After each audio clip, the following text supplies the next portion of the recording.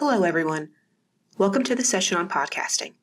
This is podcasting as a tool for creating active learning experiences, and we're going to be looking at how to use podcasts to add more dynamic, interactive, and project-based learning into your online courses. While this session is directed towards online environments, you could certainly use a lot of these ideas in seated courses as well.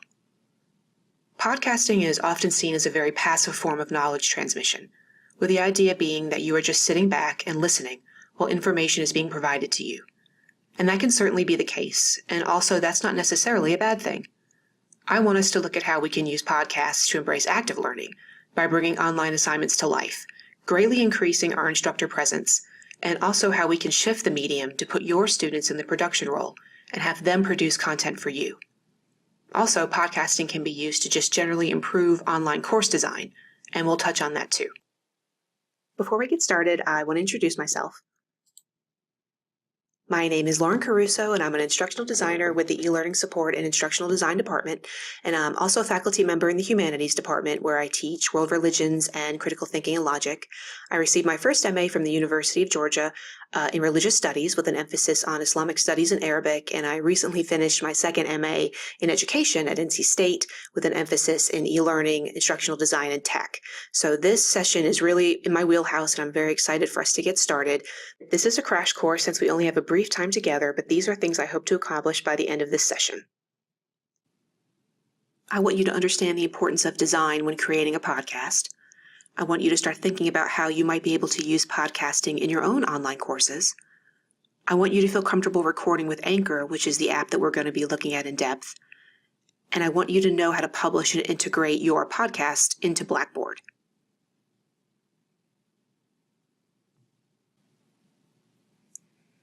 Okay, so those are our goals for this session, and we're going to accomplish them by going over these 4 categories here. So we're going to start off with podcasting basics, where I'm just going to kind of go over the basic terminology and understanding of what a podcast is. Most people, I think, at this point are familiar with podcasts, but there's still some people that aren't, and I want to make sure that we all are on even footing as we move forward. And then we're going to be looking at design and active learning, where we're going to be talking about how design is really important and we need to be thoughtful when we're creating these podcasts and being very specific about their purpose and how they tie into the rest of our curriculum. And then we'll be looking at active learning and ways to make podcasts more interactive and dynamic for students. And then we'll be looking at recording and production. I've picked a particular app for this session that I want to share with you called Anchor. It is the easiest app I've seen yet for recording podcasts. I wanted to give something to faculty that they felt they could get their arms around very easily and not feel like it was more of a tech burden. Sometimes I know that we can feel very overwhelmed by teaching and also having to kind of learn all these new things as we're going along. So Anchor is very easy, and I'm excited to share it with you. And then I'm going to look at integration, which I mentioned before is how to get your podcast into podcatchers like iTunes and Stitcher and Spotify, but also how to get it into Blackboard so your students can access it directly from your course page. So let's go ahead and get started with podcasting basics. So what exactly is a podcast?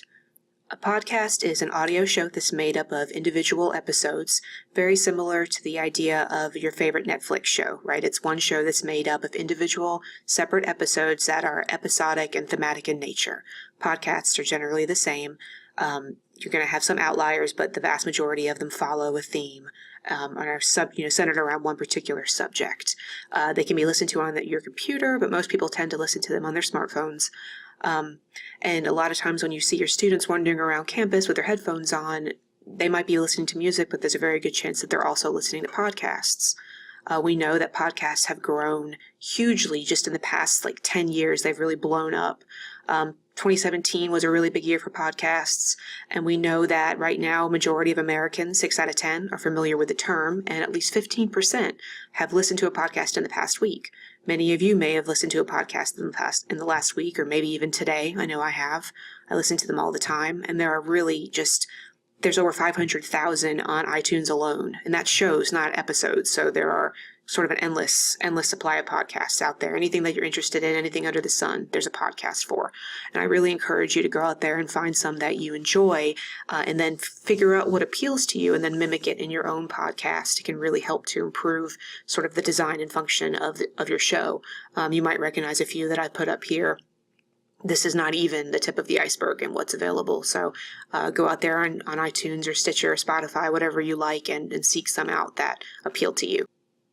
So that's all well and good for the entertainment industry, but why should we be using podcasts in education? There are a lot of reasons. We know that there have been more studies conducted over the past 10 years or so about the efficacy of podcasting in online education in particular, and there are still skeptics out there, but I really feel like it's a really amazing tool for us to be using for our online demographic. Here are some of the basic benefits. So convenience and portability. Obviously, we know everybody has their smartphone with them almost all of the time.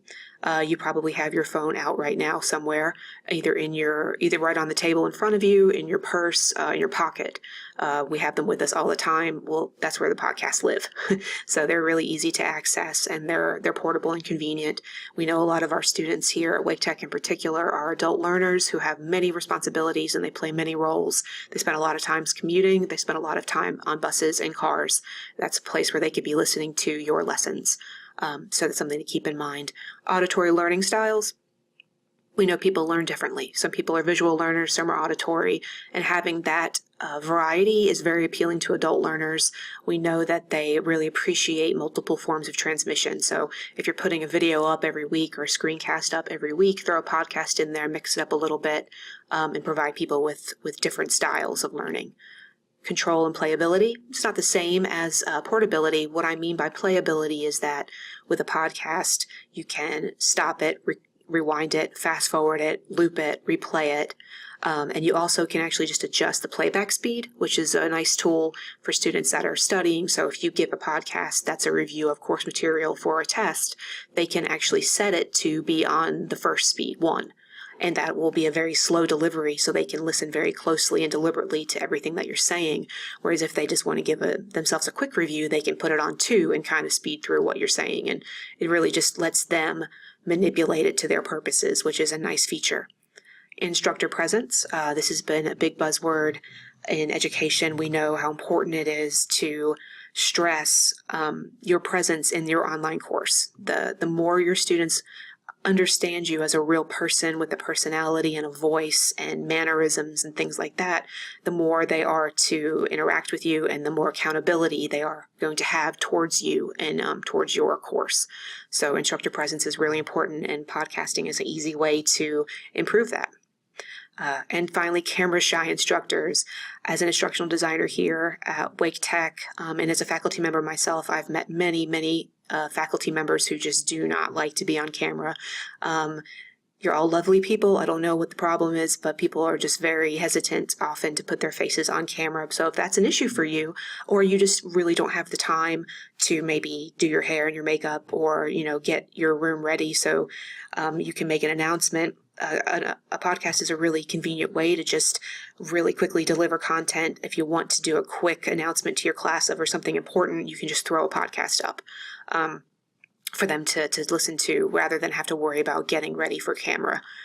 So that's something to keep in mind too. If you're really camera shy, well, maybe podcasts are the way to go for you.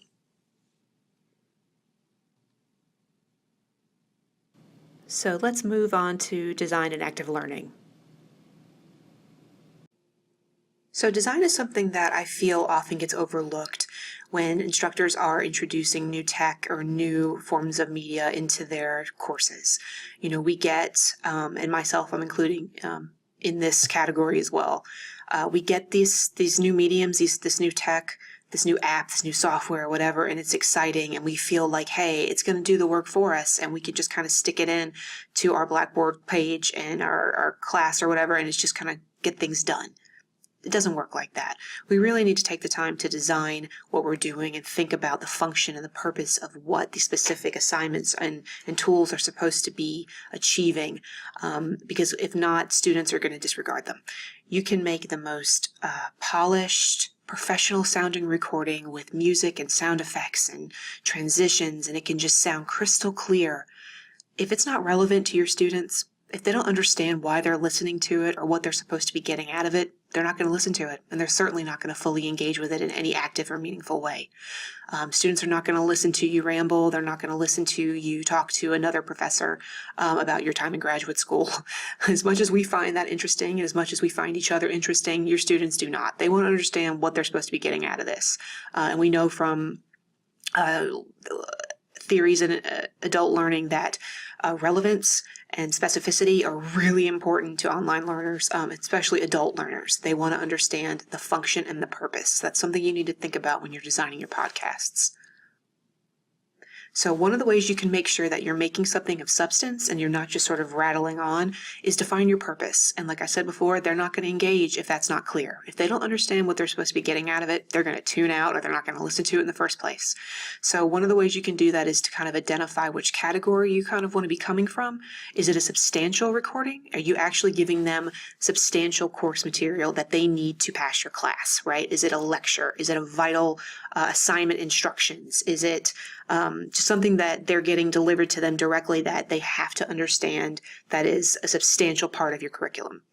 Is it a supplemental podcast? Is it supplemental lecture notes? Is it an interview that you had with another student or a faculty member or a specialist in whatever area you happen to be teaching about? Is it a peer review? Is it something supplemental that enhances your course material, but that is not a vital component of your deliverable, right? Or is it creative? Is it a project-based assignment? Is it something for extra credit that you're creating for them? Is it something that you're just really letting yourself explore the possibilities of podcasting? And a lot of times the creative can be subsumed right into these other two categories. So they're not hard and fast boundaries, but this is something to keep in mind, help you understand the purpose of what you're doing and what you're trying to get your students to get out of your podcasts. So here are some ideas and suggestions for using podcasts to promote active learning. First of all, what do I mean by active learning? Active learning requires students to do meaningful learning activities and think about what they're doing while they're doing it. Active learning methods ask students to fully participate in their learning by thinking, discussing, investigating, and creating. We know from the research that active learning methods are especially effective for student learning when compared to classes that primarily consist of lecturing. And to really push students to the highest form of thinking and retention, we really need to get them to fully engage. So some different ways to use podcasting for active learning are listed here, and some help to make assignments more dynamic for online learners. For example, in lieu of a written discussion prompt, you can make a podcast that introduces the subject under discussion and then asks questions for students to respond to in the forums. This is a way to kind of bring a little life to discussion forums, which I know both some faculty and students are a little tired of, so you can kind of switch it up a little bit this way. So here is an example of how to use a podcast as a discussion prompt. Basically, I just took my written prompt that I would have just have them read, and I created a podcast with the script. I elaborated a little bit more and just spoke in my normal speaking tone in a more informal sort of way. Then I used a little bit of intro music. It was actually more of a tone than music, just something to kind of grab their attention right off the bat. And then I took the script and turned it into a transcript with the text file and uploaded that underneath. And I'm going to show you how to do all of this shortly in the rest of this session. This is the Anchor app that allowed me to do this so quickly. I think this entire thing took me about 5 minutes to do. And I also recorded it directly on my phone because I wanted you to be able to hear the quality. It's going to sound a little muted because this is a recording within a recording for you all, but I think for students, it is going to sound just fine, really. There's not a lot of problems with it at all. It's easy to listen to. So let me just give you a quick preview. The spread of fake news sources on social media has raised questions about the duty of sites like Facebook and Twitter to screen content and distinguish fact from fiction. If you've been following the news, you know the founder of Facebook, Mark Zuckerberg, recently testified in front of Congress regarding Facebook's role in the spreading of unverified news stories. So that's basically it. I just provided some context, and then towards the end, I talk about, what their responsibilities are, and then also how they're supposed to respond to their peers. And I also provided those instructions inside the folder. So that's just a way that you can kind of bring your discussion posts to life, rather than just kind of doing the same thing over and over again, which I think a lot of students as well as faculty members are just getting a little It's just becoming a little monotonous, so this is just a different technique. You could also add creative elements to a passage to bring it to life. For example, if you teach history or English, you could read a particularly important passage and add music or sound effects or insert assignment questions directly into the recording.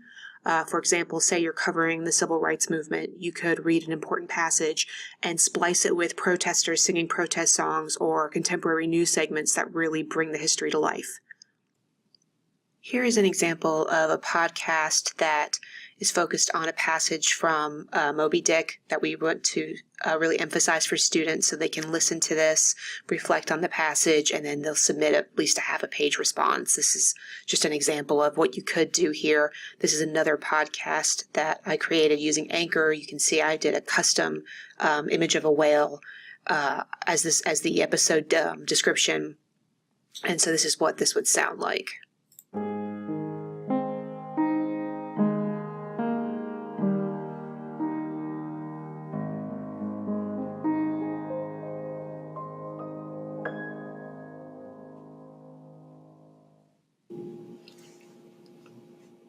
There is a wisdom that is woe, but there is a woe that is madness. And there is a Catskill eagle in some souls that can alike dive down into the blackest gorges and soar out of them again and become invisible in the sunny spaces. And even if he forever flies within the gorge, that gorge is in the mountains, so that even in his slowest swoop, the mountain eagle is still higher than other birds upon the plain, even though they soar. What are the metaphorical implications of this passage? What is the warning being conveyed within this passage of escapism? Is it better to be in the gorge or soaring above?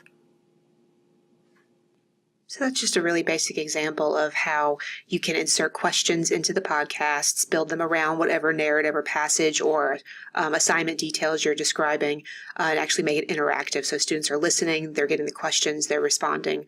So this is just a really easy way to add some character to the course using the podcasts. Another thing you could do is create virtual tours for your students.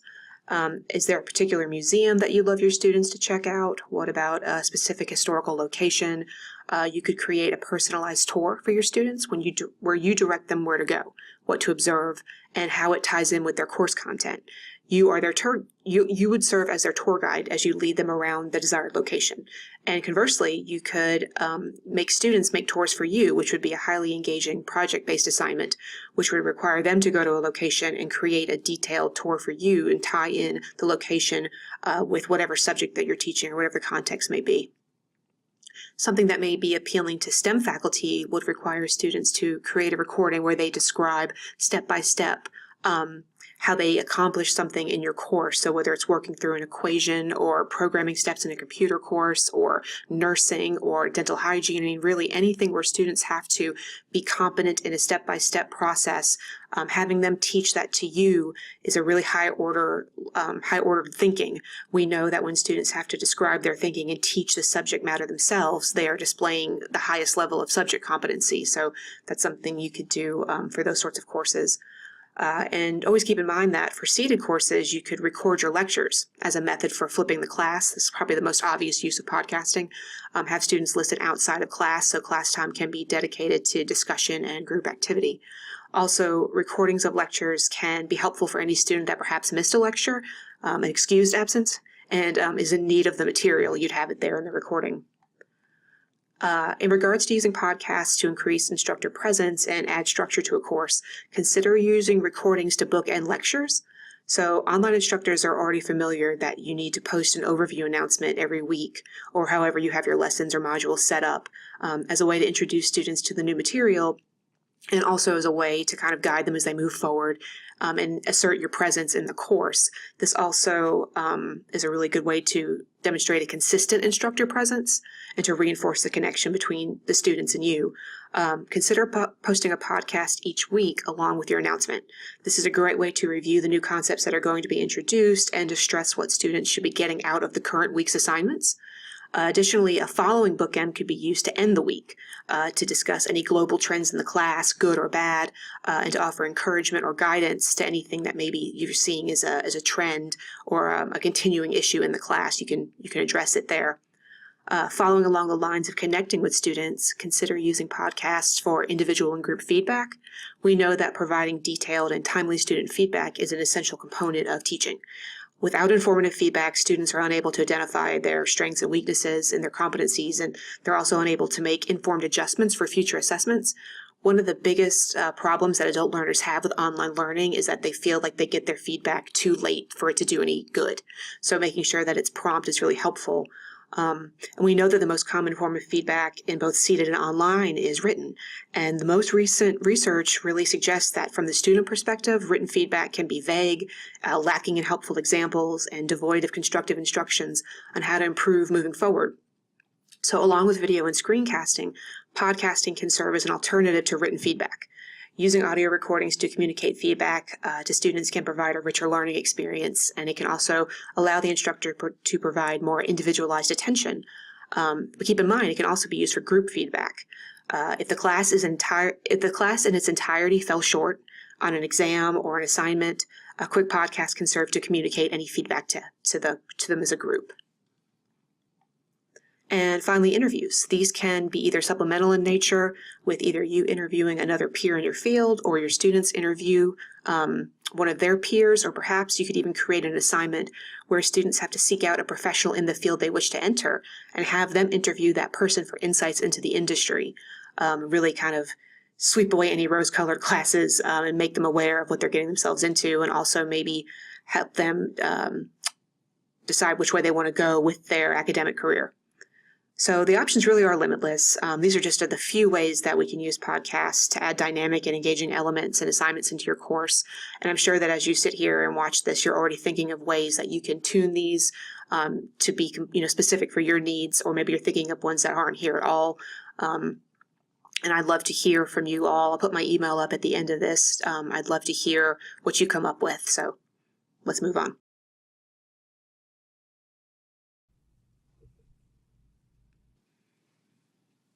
So recording a podcast can be as simple or as complicated as you want it to be.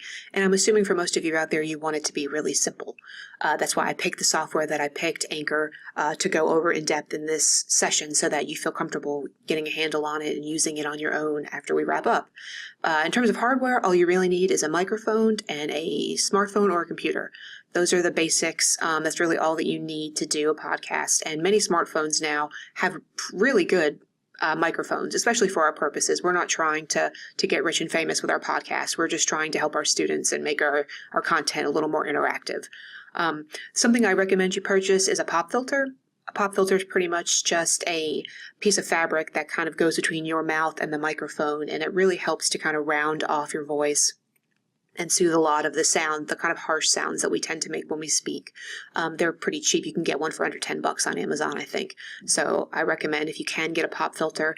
And also keep in mind that if you want to use a higher quality mic, or you want access to other tech, you can contact the media production department, or you can contact the library. There are other resources at Wake Tech for you to access. So please feel free to do that. In terms of software, you do need some sort of an editing station, a digital workstation to input your audio into. You can use something like Adobe Audition or Audacity, which is an open source software. They are more complicated, and that you do have to learn how to use them. And depending on how comfortable you are with tech, that can be a pretty lengthy process. So just to get us going and make it simple, I think Anchor is the way to go. And if you really enjoy podcasting with Anchor and you want to get into it more, then maybe you can make the next step into something more complicated. But I think for most of us as faculty here, Anchor will serve the needs that we have and the purpose that we're trying to accomplish. So let's take a quick look at this video from them. Hey, I want to show you how quick and easy it is to make a podcast with the free Anchor app for iOS and Android. Here's how it works. First, record some audio. When you've got all the audio you need, tap the episode button to create your podcast. Pick a name and a photo and you're done. We'll handle everything else for you, and we'll let you know when your podcast is up and running. If you've never made a podcast before, no problem. It's literally the easiest way to make one, and it's completely free. Download Anchor and give our new podcasting feature a try. You can get the app from the App Store, Google Play, or by visiting anchor.fm. Thanks. Anchor really is that easy, and in just a moment I'm going to show you a video on how to set up your account and get started with Anchor. Before we do that though, I want to show you best practices in recording. So these are just some general things to keep in mind as you're recording. Length of your episode, it really can vary, and it's related to what you're trying to accomplish, right? So it's gonna vary depending on what your goals are, but just remember to be precise and make it as short as possible without sacrificing any of your content. Style, informal is actually, the research has shown that informal communication, informal style is much more appealing to students. They really would rather just hear you speaking like I'm speaking to you now. Even if I stumble a little bit here and there, I sound more conversational, and that's something that they really are attracted to and that appeals to them. They're more likely to tune out if you're in that monotonous lecture tone that we've all caught ourselves in. So keep that in mind. Also, obviously if a formal tone suits what you're doing better, then do that. But overall, informal seems to be better for students. Voice and tone, just use your regular speaking tone. Don't try to do anything strange with your voice. And yes, you are going to sound weird to yourself when you first start podcasting. We all sound strange when we hear our own voices, but you'll get used to it. Speed, faster is actually better. We know students respond better when the pace is pretty quick. If you've ever seen any of the Khan Academy or crash course videos on YouTube for any subjects, you can see that their pace is really fast. It's like rapid fire. That's because the research bears out that students do better. They pay more attention when the information is coming at them that quickly.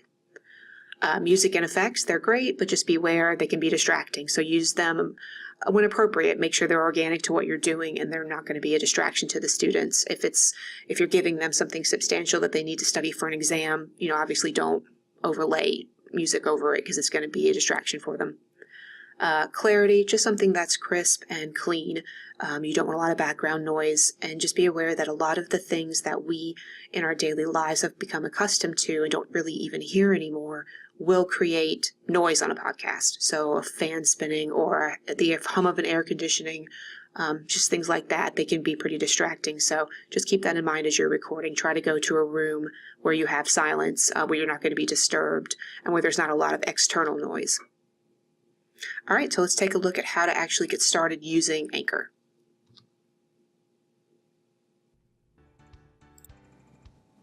Let's get started recording with Anchor.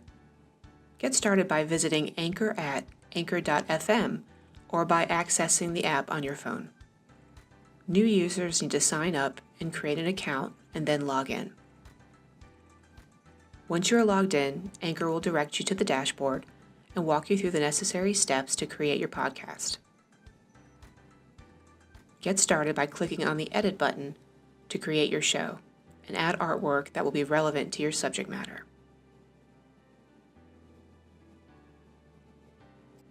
Name your podcast, provide a show description, and complete the rest of the required fields. Add cover art that best conveys your subject. You can choose from Anchor's free images, so you don't have to worry about licensing. Now that your show has been created, return to the dashboard and create your first episode. When you are ready to record, simply hit the record button and start talking. This process is the same whether you're using your computer or the app. When you're finished, save the episode. And that's it. Here you can see my show with the image I selected, and above it the first episode. The image you select is the artwork your students are going to see when they access your podcast. Here you have the option to view your episode details, download the audio file to your desktop, or delete the episode entirely. When you click on the episode details, you'll see the option to view episode. Here you can see how your podcast is hosted on Anchor. And you can place a link in your Blackboard page, which will direct students directly to this page, where they can listen to all of your episodes.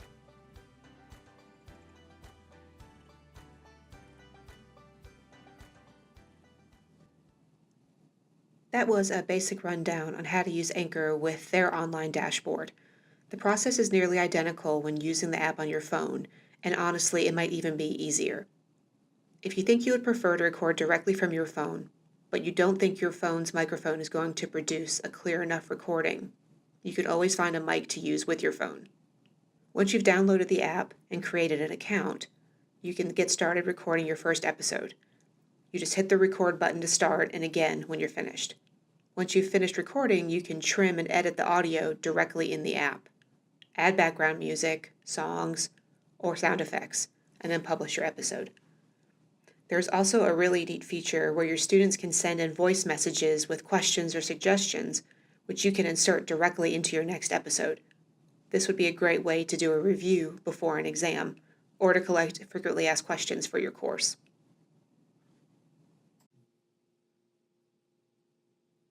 Once you've finished recording your podcast and you're happy with the results and don't want to change anything else, it's time to publish it.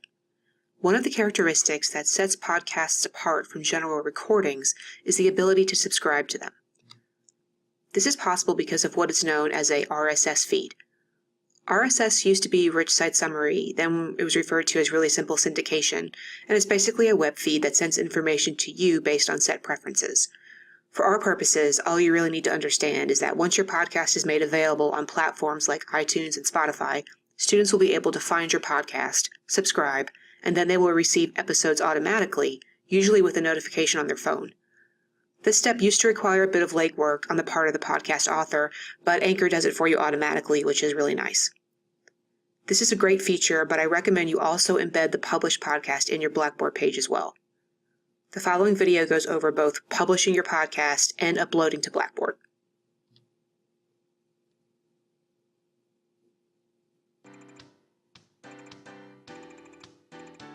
There are several options for sharing your podcast with your students.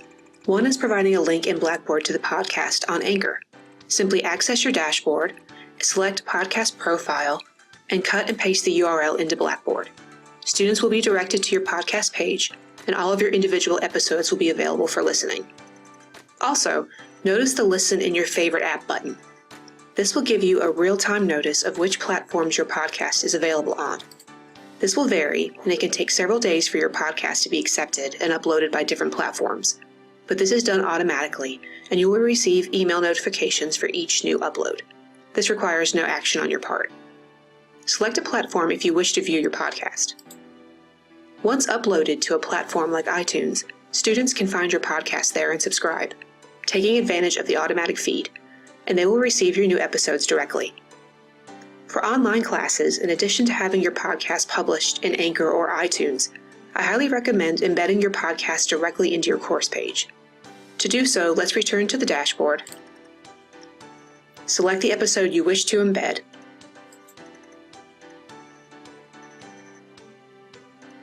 and copy the embedded code. Now access your Blackboard page and create an item. Provide a title,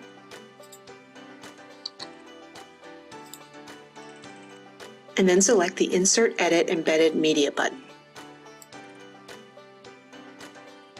Click the Source tab, and paste the embedded link. Then make sure the type is set to iframe. Your podcast recorder should appear. Once you see it, click Insert. A large box will appear as a placeholder, and when you click Submit, your podcast will appear. Your students can now click and listen directly from your Blackboard page.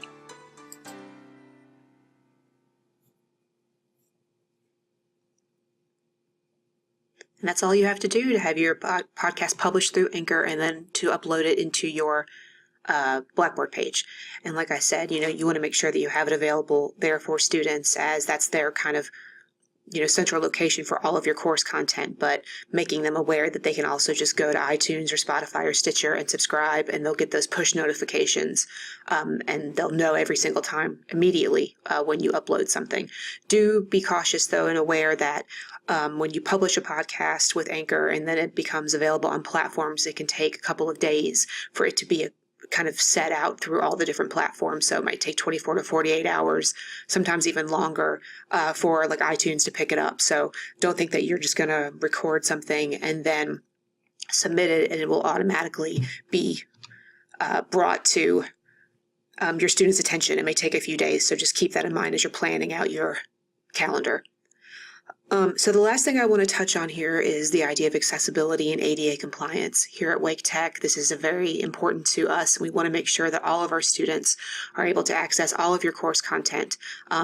So basically, we're just going to be following the Universal Design for Learning guidelines that you have to kind of understand and learn about when you're being EPIC certified. So this should not be too new to most of you. The idea that building a course, an online course, is like building a house.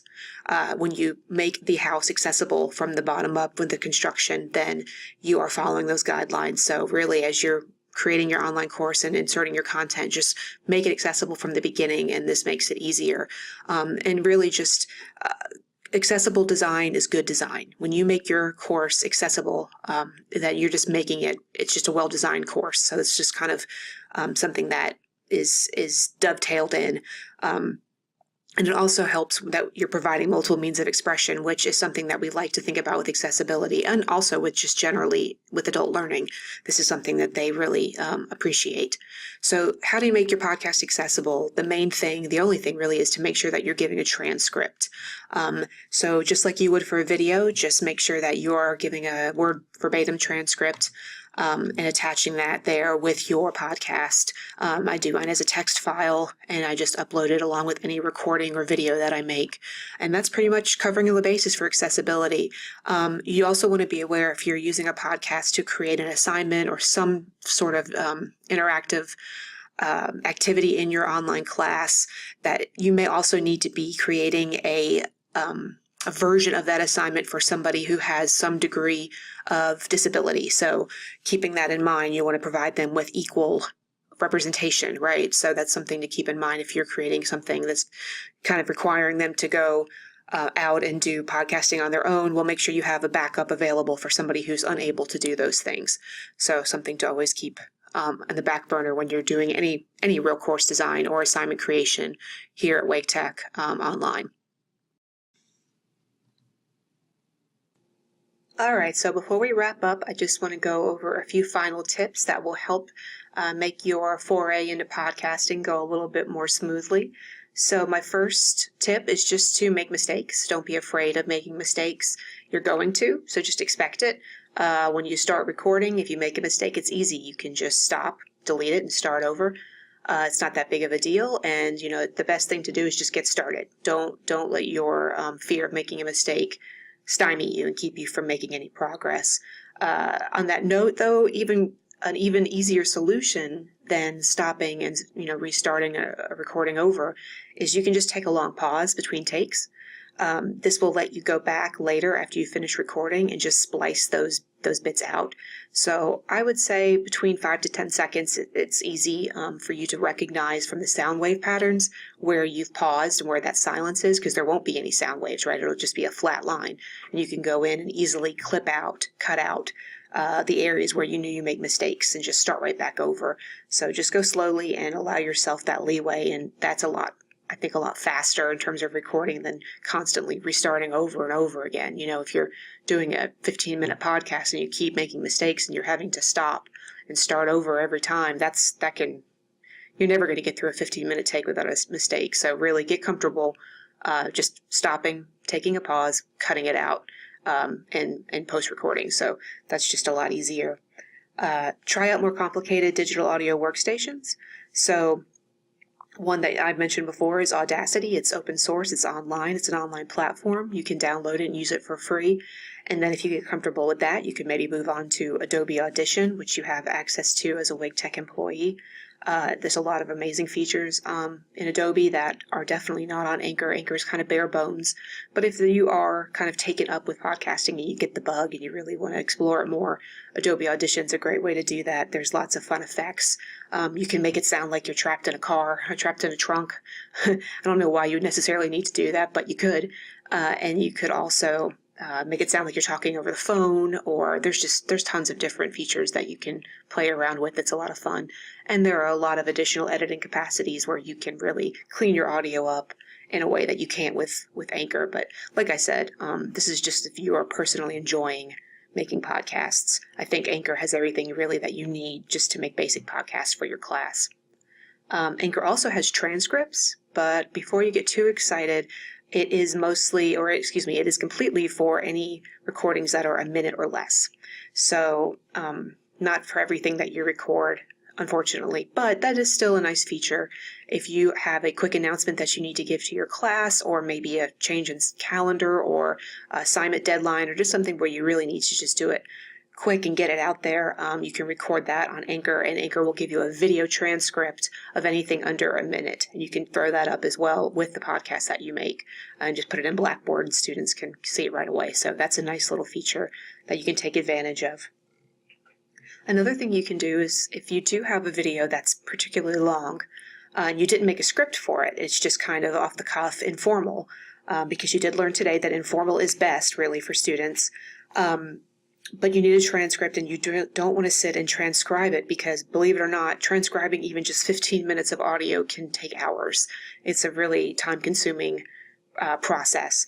So one of the things you can do is just take your audio file and put it over a just a single image, a picture, and then you can make a video out of it and just put it in YouTube and get those auto-generated transcripts. I think that's a really easy thing to do. You can just cut and paste right out of the auto-generated captioning. Do keep in mind, though, that those aren't always 100%, so you should go slowly, read over it, and make any corrections that you see. It's going to misinterpret some of your words, things like that, so fix that and put it in the proper format so that it reads along with a screen reader for someone who has a visual impairment. So really take your time, but that is a way to kind of cut out some of the effort that it would take to make the transcript. I'm sure that there are other transcribing softwares out there, perhaps even free ones that would be helpful. If you use any currently that you really like, send me an email, let me know what it is. And then adding show notes is a really great thing to do as well. What do I mean by show notes? So show notes are pretty much anything that you reference in your podcast, whether it's a secondary or primary source or an article that you read or you're referring to. If you interview somebody, they have their own blog or personal page or anything like that. Anything that adds context to your show, anything you discuss that you can provide that additional information to your audience, that's a really good thing to do. So you can add your show notes in Anchor, or you can add them in your Blackboard page. I would say for our purposes, for students, to put them in the Blackboard page would be the most accessible for them. And you can put them in file formats that are accessible, like text files, Word files, things like that. So those are my major tips. You keep these in mind as you get moving along, and hopefully your starting off will be a little bit easier.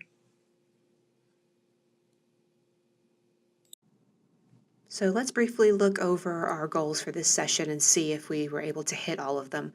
We want to understand the importance of design. What I mean by that is that the design and the purpose and relevancy of your podcast is just as important as the production. You can make the most polished podcast out there, but if your students don't think it's relevant, they're not going to listen to it. Start thinking of how you can use podcasting. I hope that you're all already doing that. And like I said before, feel free to send me any ideas that you have as you're going along. I really am interested to hear what you come up with, and I love seeing how creative the faculty here at Wake Tech is. It's really inspiring. I hope also that you are all comfortable now at least getting started using Anchor, whether you decide to use the online version or the app. I hope that you feel confident to start messing around with it and recording and editing your podcasts.